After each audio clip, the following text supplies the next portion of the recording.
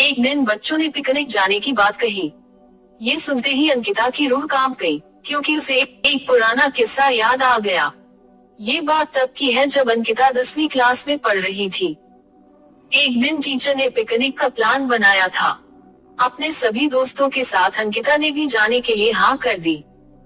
Picnic पर जाना था पावागढ़। पूरा स्कूल पिकनिक जा रहा था, इसलिए करीब 30 बस सभी बच्चों को ले जाने के लिए तैयार थी। अंकिता अपने दोस्तों के साथ सबसे पीछे वाली बस में बैठ गई। सभी हंसते मस्ती करते हुए बस से जा रहे थे। तभी कुछ दूर जंगल के पास पहुंचकर उसी बस से तेज आवाज आई। ये वक्त रात के करीब 1:30 बजे का था। ड्राइवर गाड़ी से बाहर निकला तो उसे पता चला कि टायर फट गया है। ड्राइवर ने सबसे कहा कि बस का टायर बदलने में करीब 2 घंटे लगेंगे, आप सब नीचे उतर जाइए, मैं इसे बदल देता हूँ। आप लोग पास के ढाबे में जा सकते हैं, वहाँ गर्म गर्म चाय पी लीजिए और मैं इस टायर को फटाफट बदलने की कोशिश करता हूँ। ड्राइवर की बात सुनकर सभी बस से उतर गए और पैदल चलते हुए पास के ढाबे में पहुँचे। वहाँ एक बूढ़ा व्यक्ति चाय बना रहा था। इतनी रात को ढाबा खुला हुआ और किसी इंसान को चाय बनाते देख सबको हैरानी हुई। उस बूढ़े इंसान ने कहा, आप सब चाय पी लीजिए, यहाँ अक्सर लोगों की गाड़ी खराब हो जाती है, इसलिए मैं भी अपना ढाबा हरदम खुला रखता हूँ। आप जैसे राहगीरों को कुछ मदद हो जाती है। उनकी बात सुनकर सबने चाय का ऑर्डर दे दिया। उन्होंने कुछ ही देर में सबके लिए चाय बनाकर मेज पर रख दी। चाय पीते हुए अंकिता की आंखें एकदम ढाबे की छत की तरफ गई। वहाँ अंकिता ने एक औरत को सफेद रंग की साड़ी में खुले बाल लहराते हुए देखा। कुछ देर बाद वो जोर जोर से हंसने लगी।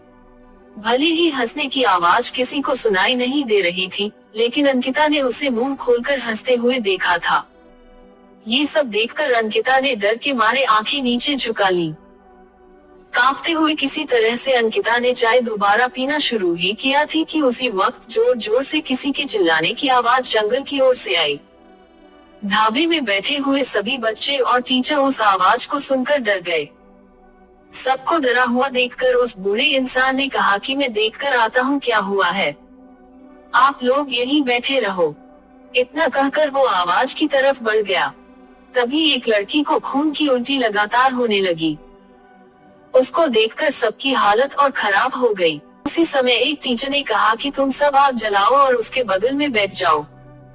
सबने मिलकर आग जलाई और गोल घेरा करके बैठ गए। टीचर ने सख्त लहजे में सबसे कह दिया कि अकेले कोई कहीं नहीं जाएगा। वैसे भी सब इतना डरे हुए थे कि अकेले कहीं जाने की हिम्मत हो नहीं रही थी। आग के पास बैठे बैठे 3 बज गए। तब कहीं जाकर वो बूढ़ा इंसान जंगल से लौट कर आया। उसने सबकी तरफ देखा और कहा कि उस चीख को सब भूल जाना, नहीं तो जीना मुश्किल हो जाएगा। इतना कहकर वो ढाबे के अंदर चला गया। तभी ड्राइवर भी टायर बदलकर बस लेकर ढाबे के पास पहुंचा। सभी लोग भगवान का नाम लेते हुए उस बस में बैठ गए। टीचर ने बस में बैठते ही सबको कहा कि कोई एक दूसरे से बात नहीं करेगा, सीधे सब सो जाओ। टीचर की बात मानकर सब चुपचाप बस में ही सो गए। उसके बाद पिकनिक स्पॉट पर पहुंचे और करीब 1 हफ्ते बाद घूमकर आ गए। पिकनिक में किसी ने दूसरे बस के बच्चों से उस रात के बारे में कुछ नहीं कहा, क्योंकि टीचर ने मना किया। लेकिन पिकनिक से लौटते ही सबने अपने दोस्तों और दूसरी के बारे में बताया।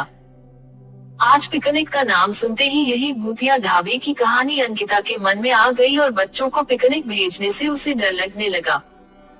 कहानी से सीख, बीती घटनाओं को भूल जाना ही अच्छा है, नहीं तो जीवन भर वो घटना डराती रहती है।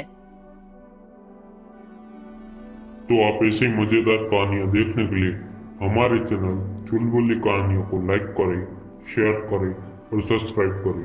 धन्यवाद।